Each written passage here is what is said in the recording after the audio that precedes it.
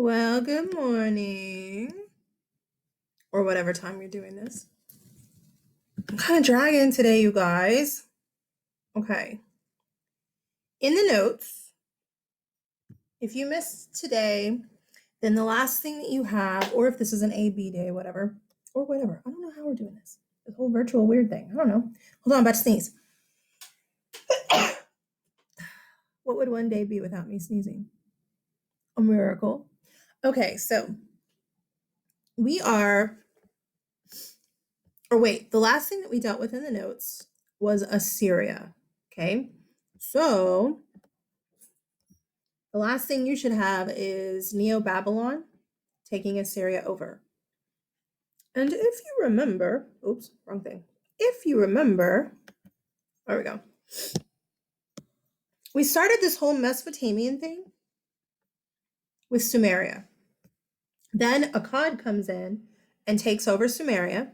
Then Babylon comes in and takes over Acadia.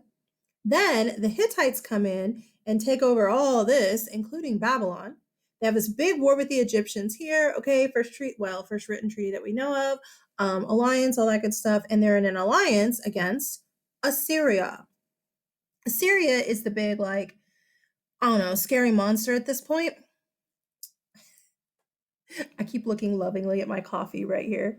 Right here. Right here. Because I want it so bad, but it's still steaming, you guys. Okay.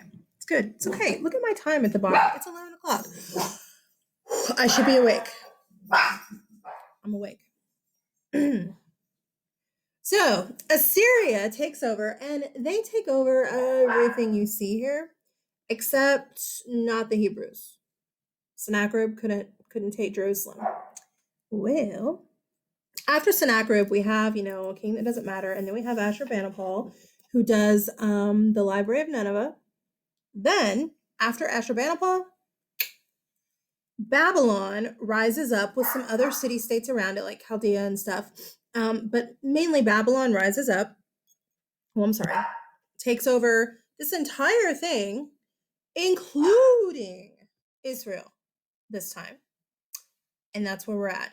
We have the empire of New Babylonia with Nebuchadnezzar as the king. Okie dokie. And if you know Old Testament stuff, Nebuchadnezzar is also in the Old Testament as well. He's the one that in the book of Daniel, I believe, because it is Daniel that this occurs with. But he's the one that builds the big statue. If you know your what is it? Sunday school stories, or although really, well, that's whatever. Or the Shadrach, Meshach, and Abednego fiery furnace thing. That's Nebuchadnezzar. So that's where we're at. If you remember, though, I told you we have to take a detour in all this empire building, which we're coming back to deal with two places over here. Phoenicia, right here, and then we have the Hebrews down here. Okie dokie. So that's where we're starting. The Phoenicians. All right, notes. Phoenicia. First of all, please note the spelling. It's not an F. Is a PH sound. Phoenicia. The Phoenicians aren't empire builders. They're not trying to create a big empire, although they will. They will. When we talk about Rome, I'm going to talk about an empire called Carthage. It's a Phoenician empire, but it's not for like another however many years. But the thing is, they're not building an empire just to own land. Can you hear the dogs below me playing? They're building a trade empire, okay? So it is a little bit different. That being said, right now, they're not interested in building an empire. They're not interested in anything like that. They want to get rich. They want to make money. And they have some things that other people don't have. Where is it? Oh. Papyrus. You will hear people say papyrus. I say papyrus because that's what I learned. But you will hear people say papyrus. Ooh, I don't have my papyrus piece here. Let me see if I can pause this real fast. I'm gonna go grab it. I'll be right back. Well, I don't have my papyrus strip. It's at school in its folder, I'm sure. I hate not teaching at school because I don't have everything I need. So, okay, if you are watching this and you remind me, I'll show you my papyrus strip because I'll forget that I didn't show it to you. So just remind me, just ask, and it'll be right in the folder where it's supposed to be. I just don't have that folder. Sorry. So, papyrus, or like I said, you'll hear people say papyrus. Okay. Papyrus is a plant. It's a reed plant. You know what? I always show you guys in class a picture, but I don't have it printed.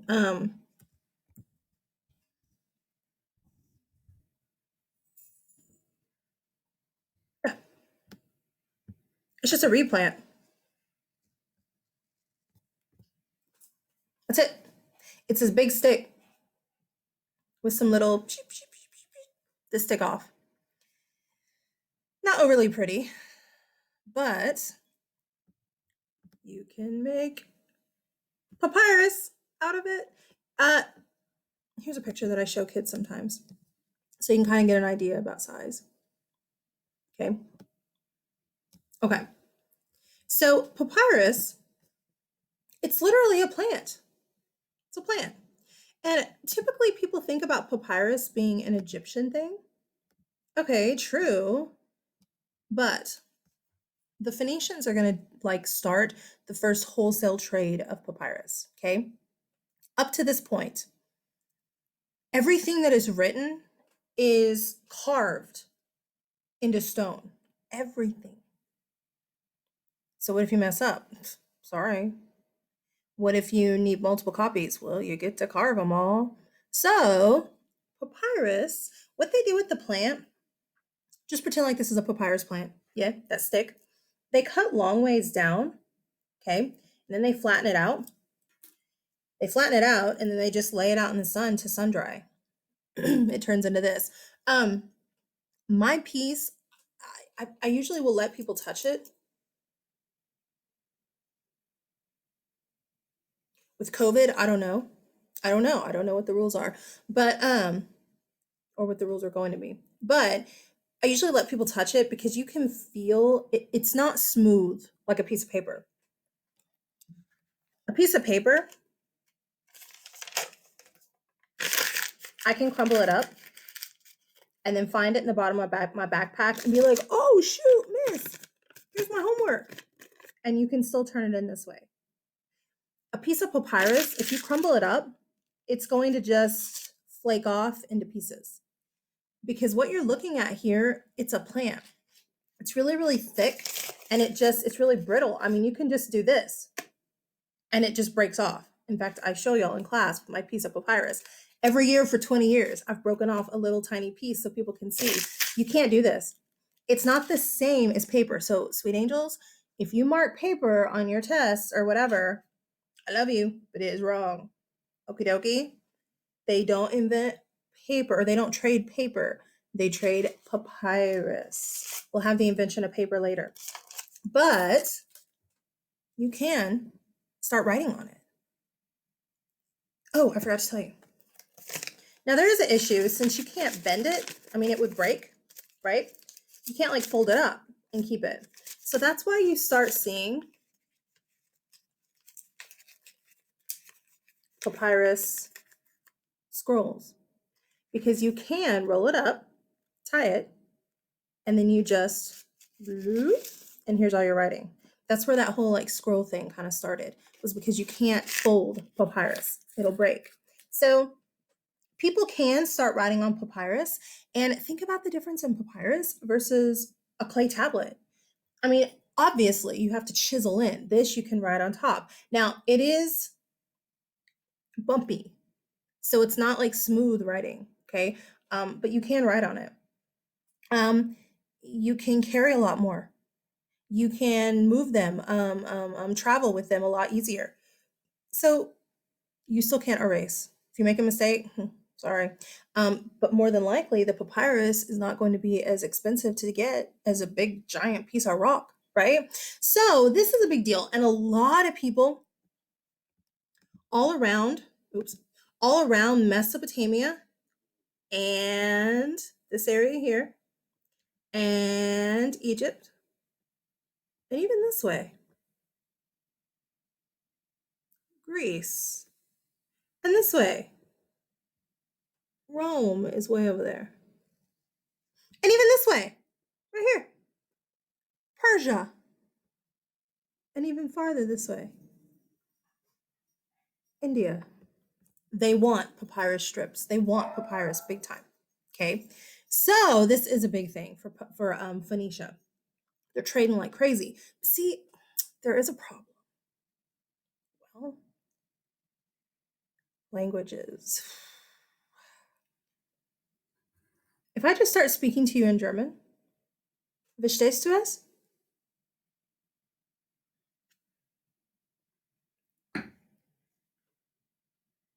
Verstehst du? Ja oder nein? If I just start speaking to you in German, do you understand what I'm saying? Yes or no?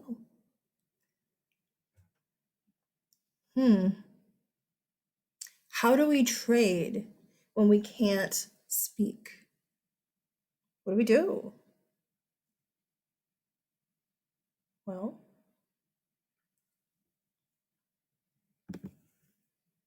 Phoenicia's like, we're not dealing with learning all of your languages. We have what you want. So, if you're not going to learn our language, that's cool. But you got to learn this. This is the Phoenician alphabet.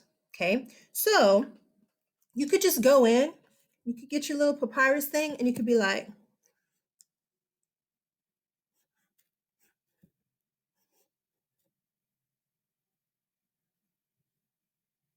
where's the, oh, there it is.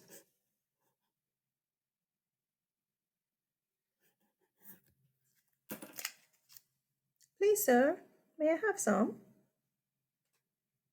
That's how you spell papyrus in Phoenician. P-A-P, there's no Y, R, there's no U, S, papyrus. You go up to a Phoenician trader and just, thank you. Guys, the Phoenician alphabet is what is expected if you're going to trade with a Phoenician merchant. If you don't know how to speak Phoenician, you better know this. Well, do you have to know it, or can you just like have a copy of this with you? Yeah, of course. Guys, the Phoenician alphabet is going to become pretty quickly the most widely used alphabet in this entire area. Even used in India, way over here, even influencing Greece and Rome, way over here. Look at the letters. Look at the A. I don't have a darker pen with me other than this. That's okay. The A looks like this.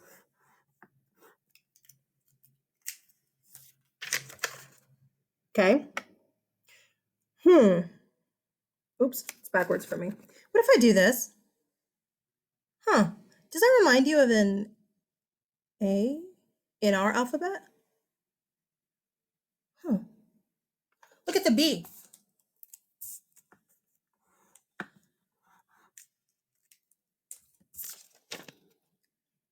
B. Yeah?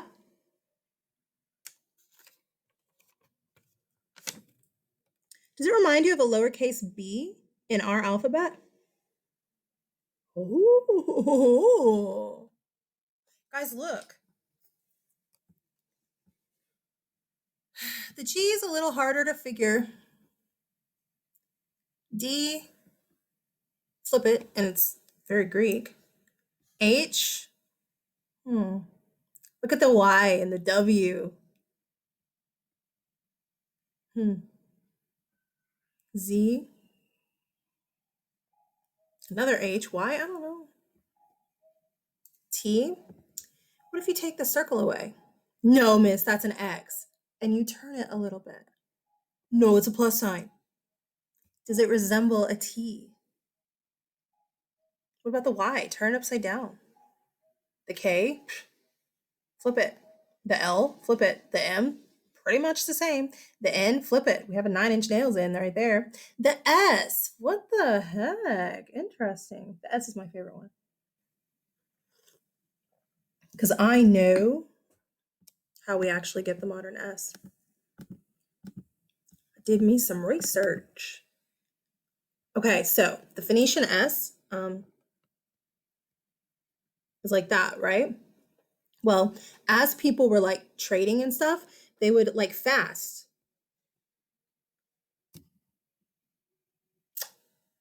Ooh. Over time, turns into that. It's just getting fast. You're like, oh, I want that. Oh, okay, the S. Got it. So I think it's really interesting and really cool to look at the alphabet and see like how we got our letters. Because these letters right here are going to influence big time the Greek alphabet. The Greek alphabet influences the Latin alphabet. The Latin alphabet is what we use. It's ours. A, B, C, D, E, F, G. Look at these. The P looks like it could be a P, except it's backwards. Just finish it off.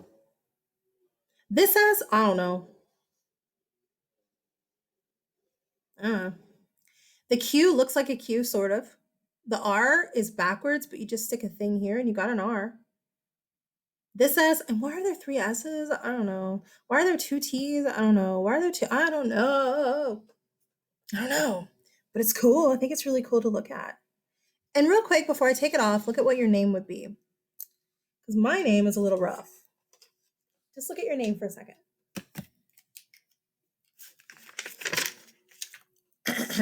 Just check out your name.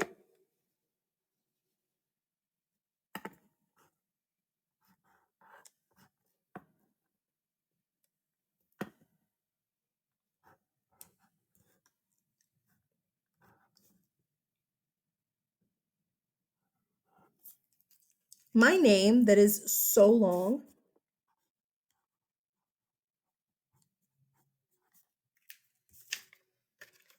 Chernylyn.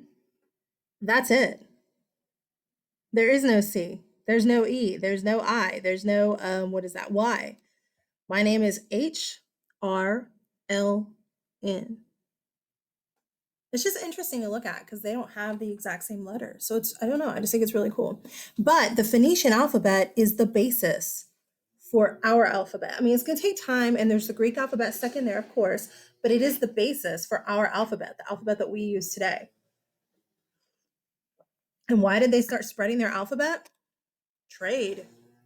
They're definitely, okay. I suddenly was afraid that I never hit play again, and I was like, oh my gosh, but I'm good. There are definitely some like themes throughout world history. One of them is empire building. One of them is the education of the masses, which will really happen more next semester. Another one of them is trade. Absolutely, trade.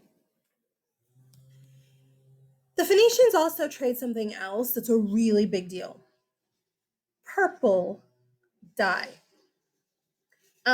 Like to make clothes. They're doing the yard outside, and it's like purple dye. Purple dye was extremely rare. And because it was so rare, it was extremely expensive. So since it was because so rare and so expensive, the only people who could afford purple dye were the kings, the royal families of each city-state or each empire. So, over time, purple is going to become the color of royalty. What are your school colors? Purple is going to be the color of school royalty of royalty. Later in the medieval period, that'll change, okay, to red, and then later in like the 1600s, Louis the 14th kind of changes that again to gold, okay. But right now in the ancient period, the color is purple. If you are royalty or you're in charge of the government, purple. Except, oh, I'm sorry. Here's another picture of papyrus. Sorry. It's not dark purple like your school colors. It was more of a light color. It has a specific name. Um,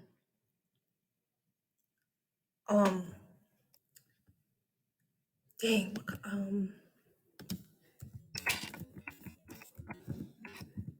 can't remember what the color is. I think it starts with a T. You know, I should have remembered that. Tyrion.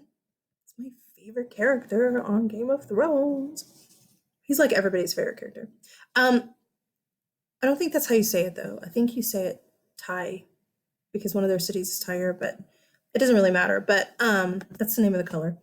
It's a kind of light purple. Light, very bright to me. I prefer dark, not so bright purple.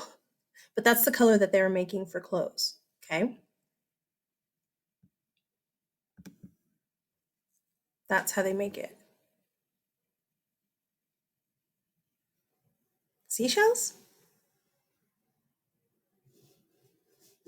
See, in Midland, since we're all deserty, we're not used to that.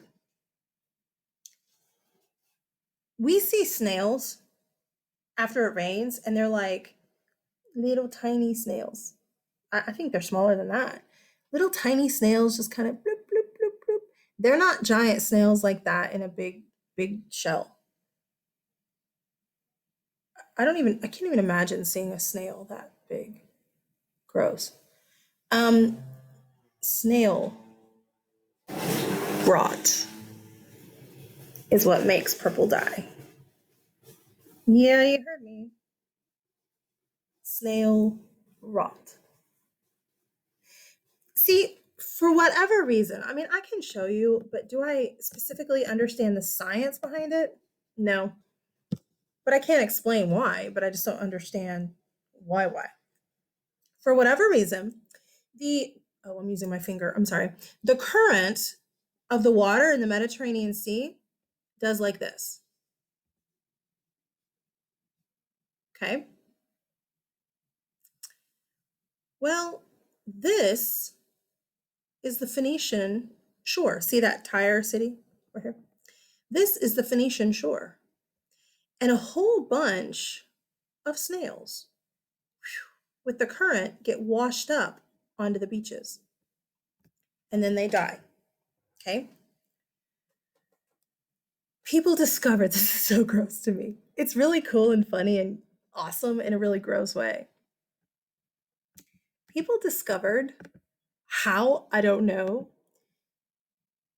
but when the body of the snail is like rotting and it turns into mush, which is what happens to us when we decompose, we turn to like liquid and stuff, yeah?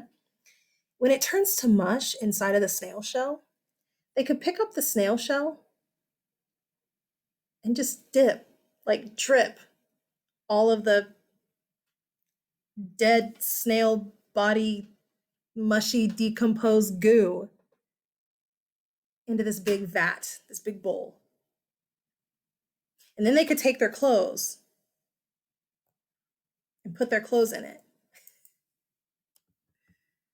and end up with that. Cool, it's a pretty color. Yay. It's made out of rotting animal.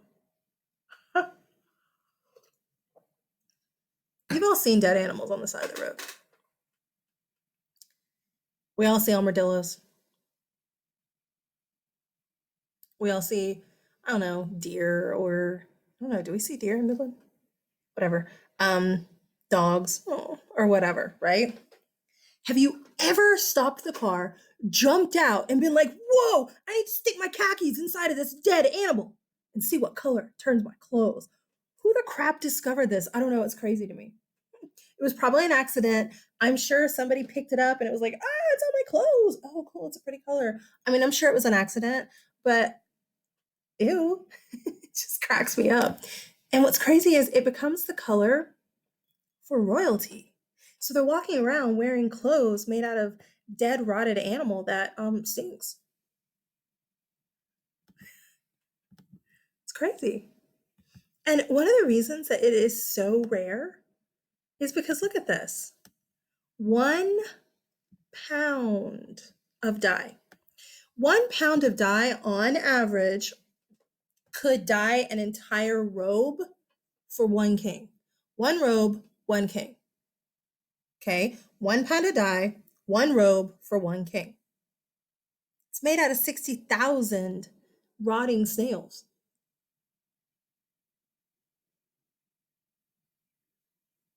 Do you see why it was so expensive? And kings are so proud to wear it. Look at my purple. It's prettier than yours.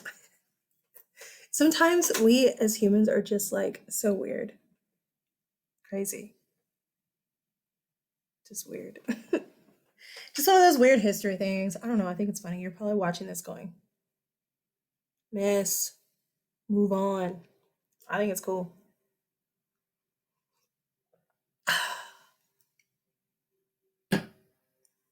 Okay. The Hebrews.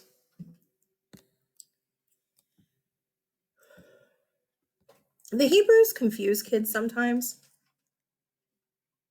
because they're like, wait, are the Hebrews the Jews? Yes. Yes. Um, there's 3 different names for them back then. Today you can just add in Israeli also. When you're talking about them from their original tribe point of view, they had 12 tribes originally. They're the Hebrews. That's their people group. People group, Hebrews. Okay. When you're referring to them by their religion, they are the Jews because their religion is Judaism. And when you're referring to them, once they set up their kingdom of Israel, they go from 12 tribes to a kingdom. I mean, technically, they still are 12 tribes. I get it. But they're now a kingdom of Israel. We refer to them as the Israelites. Today, now that Israel is its own country, Israelis. So, yes, it's all the same people group. I cannot guess what your semester exam will say. I cannot guess what your AP test will say. You're not AP. Just kidding. I can't guess what are they called? Standardized tests that I have no control over will say. So that's why I want to make sure you need to know that they're all the same people group. Hebrews, Jews, Israelites. I think I usually refer to them as Hebrews during this time period. And then I think when we talk about the Jews later, see, did you hear what I just did? I think I refer to them as Jews because they don't have a homeland later. Later, it's called the diaspora. I'll get there in a minute. But later, once they get kicked out and stuff, they're kind of everywhere. So they're not a united people anymore, Hebrew speaking or Israelite speaking. They're united because of their religion. So I do think this semester I refer to them as Hebrews more often, and I know for sure next semester I will refer to them more as Jews. Sorry.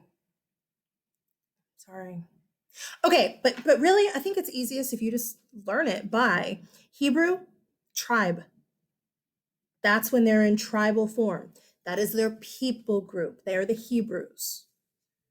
It's like saying the Germanic peoples, the Latin American peoples.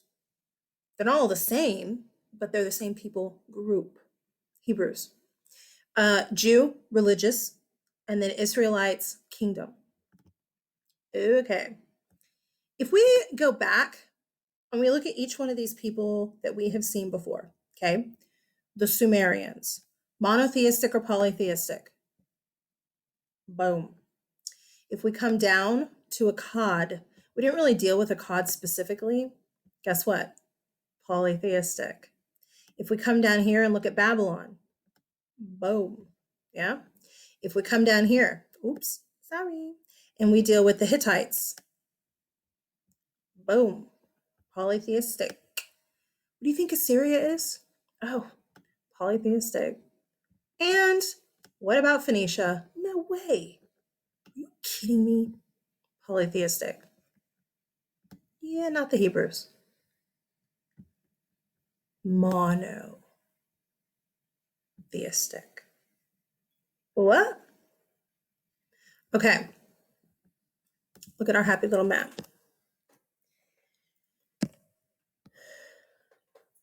Today, the country of Israel is in here. Okay. The land, historically speaking, is called Palestine, the land. Okay. The people who have been there, you hear in the news all the time, Palestinians. All right. But it was Canaan or Palestine. Okay. The Hebrews are going to move in, and I'll get to the story in a minute, but the Hebrews are going to move in. Okay. And then this right here becomes the kingdom of Israel. Got it? Okay. That's not where they came from, though. They move in to here.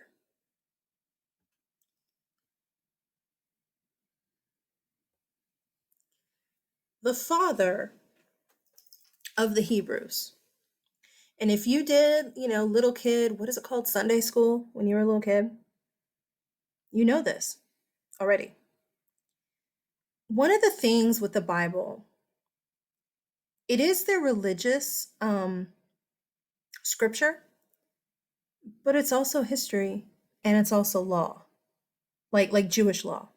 So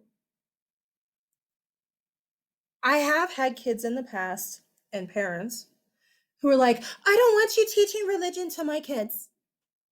Well, then your kids shouldn't be in public school.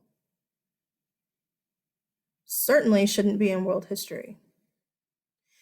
Guys, you can not understand a people and why a people do what they do if you don't understand their religion. Now, up to this point, have we focused a lot on specific religions? No. Sorry, I just got an email about AP scores from my kids last year. They're not ready yet, but it's telling me about the date. We're getting close, and I got all excited because I saw AP scores. Okay, sorry. What was I saying? AP scores.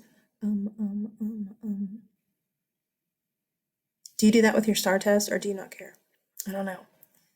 I don't know if STAR is a big deal to y'all. I got all nervous. My heart's like, okay, where was I? Dang it. Religions. You cannot understand why people do what they do if you don't understand why they believe what they believe, or not even why they believe, but just what they believe. We will deal with the major religions for each people group. I have mentioned to you the religion here, polytheistic, great mother. I haven't gone into detail because we're not going into detail about these people groups. If I did, I would. We would talk about Marduk in Babylon. We would talk about more of this stuff, the cult of Mithra later. We would go into more of it. But this is just a, I don't know, survey course, so we go fast, right? Don't get all tied up about religion. Whatever you believe, guys, you're 16 or so. You already have your beliefs mostly. What you believe, keep it. Do you still need to know other religions? Yeah. Yes. I love studying religions, and I know a lot of them. The beliefs and everything. And I still believe what I believe, and it hasn't changed what I believe. If you believe it, then knowing it isn't going to change what you believe.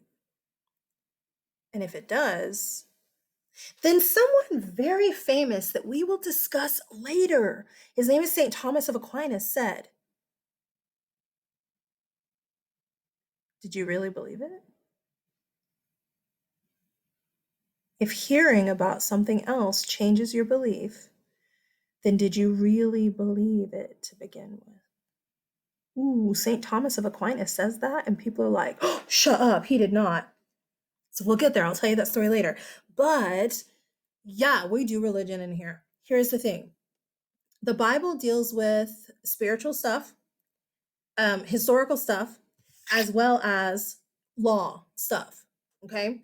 We will also deal with the Vedas, with Hinduism. We will look at we don't look at it, but we will discuss the Quran in Islam. We will, the some of the Siddhartha Gautama writings for Buddhism. I know it's not a religion, just hang with me. But we will look at that stuff. It's history. So, the father of the Hebrews is a man named Abraham. When you were a little kid and you were in your Bible study classes, many of you sang a song.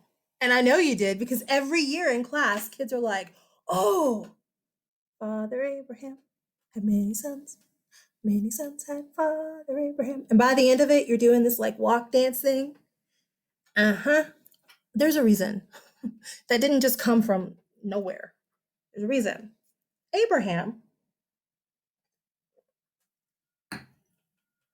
is not just a biblical figure, he's a historical figure. Historically proven. Guys, look. Abraham was from here, the city of Ur. You have to remember, there's a lot of Jewish history. That's where they kept their history. I said it backwards. The Jewish Torah, the Holy Scriptures. That's where they kept their history as well. So Abraham is from the city of Ur. He's Sumerian. What? Well, Abraham, he's doing his thing. And one day he hears a voice. Abraham. Yes, God? Okay, if I just right now heard a voice, because I know I'm the only person in here, and somebody was like, Sherilyn, I don't know that I would just be like, what's up? I'd be looking at my dogs. I'd be like, what the heck? Abraham's like, yeah, what's up, God? God says, go. Abraham says, yes, sir.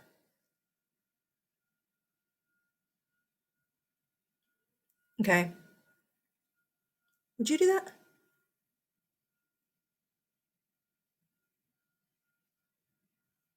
Would you?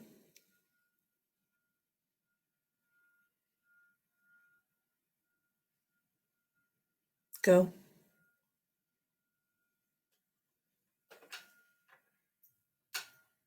You might be a hardcore Jew or Christian, and you might hardcore believe in the whole Abraham story. But wouldn't you ask a question if God said, go? Go where? The promised land.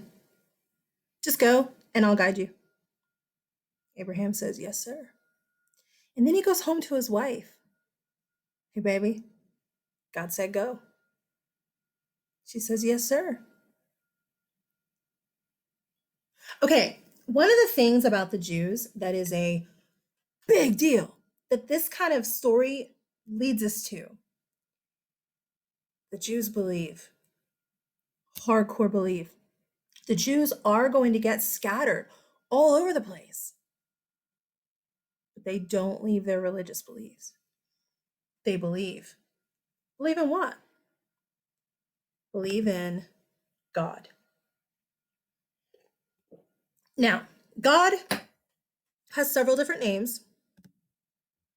The historical name is Jehovah. There are other names, Yahweh, I know. But, I'm sorry.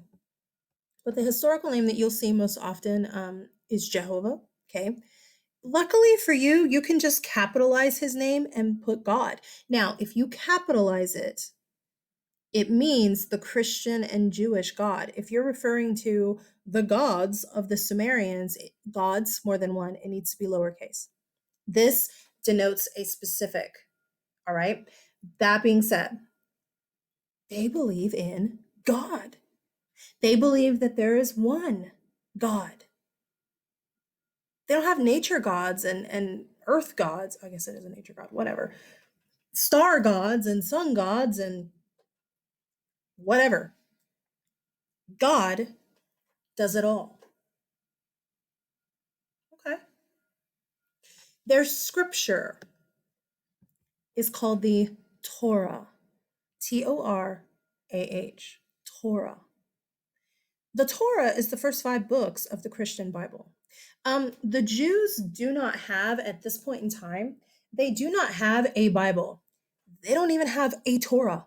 They have a whole bunch of scrolls, like they have the scroll of Genesis, and they might have the scroll of Exodus or Leviticus. They don't have all 5 books put together. Are you with me? They just have scrolls. Most of the books of the Torah, it's all mixing the spiritual, the historical, and the law together. We'll have that again, and it'll be an issue again for us when we deal with ancient Greece. And you have to take the spiritual out and look at the history. One of the hardest things I ever had to do in college was my Roman class. Rome. It had nothing to do with Christianity. It's the history of the Roman Republic. All right. One of the books, well, not one, but some of the books that we had to have, like the first day of school, they give you your thing and you have to go buy your books, right? Well, we had to have, like the fall of the Roman Empire and all these other big giant books. But then, I kid you not, Acts, Romans, 1st and 2nd Corinthians from the Bible. And I was like, wow, I don't go to a Christian school. I'm not pursuing a Christian thing. I'm a historian. What are we doing? And my professor told us, you have to be able to separate. This is the spiritual. This is the historical. Do they go together? Yeah. Even if it's not your religion? Yeah. But you have to be able to say, okay, this is their belief. This is the truth. Abraham is historically real. He's proven. Whether or not you personally believe in that he heard God tell him to go, that's the spiritual part, and that's up to you. That's your belief. Okay? He believed it, and that's why he left. And where does he go? Abraham isn't stupid about it. He doesn't just leave and go, oh, let's go into the Arabian desert. Guys, he followed the water. There are historical accounts where they stayed at inns in cities. Somewhere in this area, he heads off this way, not all the way to the water, but somewhere this way, he heads off this way. And he ends up over here, and God says, stop. Again, whether or not you believe God is telling him, that's the spiritual side. He believed it, though. He stops. And then they start building their Hebrew, people group there. Now, fast forward a little bit. They're here for a while. Oh, I'm sorry. I guess I shouldn't have done that. They're here for a while. Things are going great. We're talking like hundreds of years, right? And then there's a drought, a terrible drought. Well, they come down here to Egypt, which isn't in a drought at this particular time. Egypt is doing pretty good. The Jews come down here and they ask the Egyptians if they can work down there for their food. The Egyptian pharaoh at the time is like, yes, absolutely. Come on. Whoa, that's nice. Now they have to work. The next Egyptian pharaoh is like, you're slaves. So, for the next 500 years ish, the Jews are going to be in slavery here in Egypt. Okay, please listen. The Jews they did not build the pyramids. And I hear this every year. I don't care what the little cartoon Prince of Egypt told you. It's wrong. Guys, look.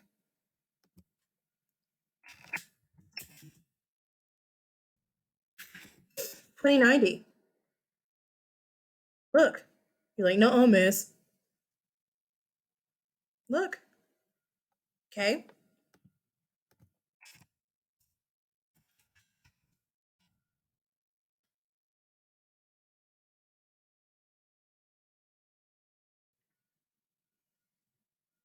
Oh, that's not what we need. We need.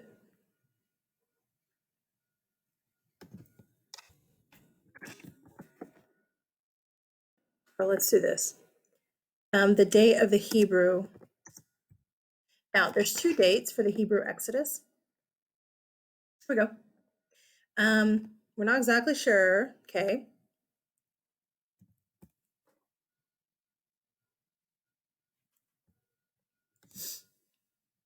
2000 BC.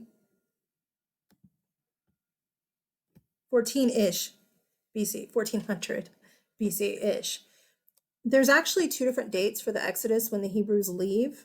Okay. Egypt, we don't know exactly which date is correct, but the pyramids were already there. Please understand that. That drives me crazy.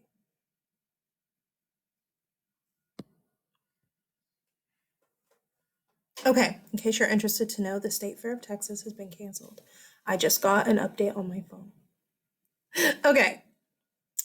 The Egyptians have have the Hebrews enslaved here in Egypt for roughly 400 or 500 years. Okay. Well, some of you know the story. Moses. Okay. Fast forward, Moses comes along and leads his people out. Here's the Red Sea. Yeah. And they come back. Okay, again, whether you believe the spiritual part, God parting the Red Sea and all that, that's up to you. But we know Moses existed. We know he helps lead them out. And we know that eventually they get back to Palestine. There's a problem. People have moved in. So the Jews come from Ur and they settle among the people who were here. Okay. Then they leave for about 500 years. In 500 years, guys, this is decent land. I mean, it's drought right now. I get it. But people moved in within 500 years. Okay. They come back and people live there, the Canaanites. So they do push them out to take their old promised land back. The Jews believe that this land right here was promised to them, that God promised it to Abraham when he brought Abraham over here. I've had kids in the past say, why? What's special about that land? I don't know. I don't know, honestly. I don't know. They believe it's the God given land, the promised land. So they move back in, they take it back over. Fast forward a little bit. They create the Jewish kingdom, Israel. Fast forward. Israel gets divided into two Jewish kingdoms. We now have Judah and Israel. Okay, two different Jewish kingdoms, Judah and Israel. Well, Judah is the one that withstands Assyria, right? Yeah. It is dead though.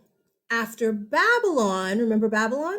Neo Babylon, Nebuchadnezzar comes in and takes it over. Jewish boys who were educated, the Hebrews who were upper level nobility, they were all taken from this area to live in Babylon. couple of reasons for that. Number one, Nebuchadnezzar says, keep your enemies close. Keep your enemies real close. If they're in Babylon, I know what they're doing. Another reason for that, it's going to be the upper class who decide to do a revolt, not the poor lower class who don't know how to do a revolt. So keep them close. Another reason, it's called brain drain. You should have learned it last year in geography. If you take all of the educated people out of one area, what starts happening to that area? Falls apart. I mean, it just does. We see that. Nebuchadnezzar, Babylon, is trying to destroy Israel. Make sense? Fast forward. Once Nebuchadnezzar's gone, the Jews will be allowed to go back home. Some of them are going to stay, some of them will go back home. There's people here again. Dang it. Eventually, fast forward, Rome, way over here. We won't be talking about Rome until October and November, okay? But Rome, way over here, takes over Israel. The Jews revolt. Rome is like, and they kick the Jews out. It's called the diaspora of the Jews. Dispersion. Disperse, diaspora. Okay? The diaspora of the Jews. At that point, the Jews aren't coming back here. Guys, that was in like the 1st century AD. It's after Jesus is crucified, but I'd have to look at the actual date. I don't remember. But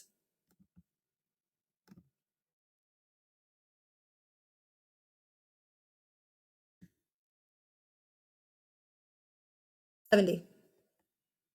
First century AD, 70. But the Jews, they're not coming back here until 1948.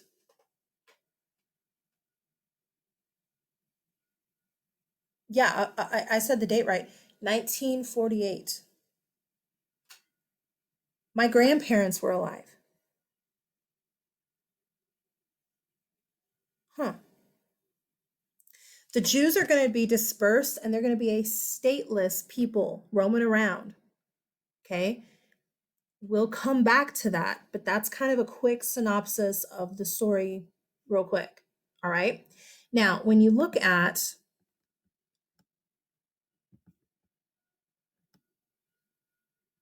their law code, if you want to read the laws of the Jews, just look at the book of Leviticus. It's a rough book. And I thought, I'm a historian. I'll read it. I got this. It's all laws. Just law. They do have more than 10 laws. Okay?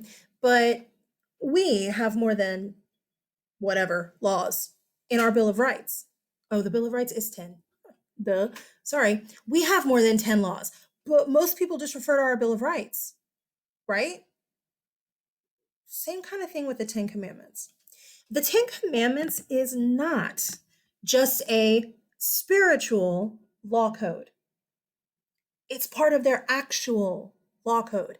And guys, you can tell what a country is all about by looking at her first few laws. When you look at our Bill of Rights, the first thing there, freedom of speech, religion, press. What are we about? Freedoms. You can tell what is most important to a kingdom by their first few laws. When you look at the 10 Commandments, the first 4 laws deal with how people relate to God. They're all spiritual laws. You cannot have any other gods before me. Okay? That's it. Monotheistic. No other worship. We are not polytheistic here.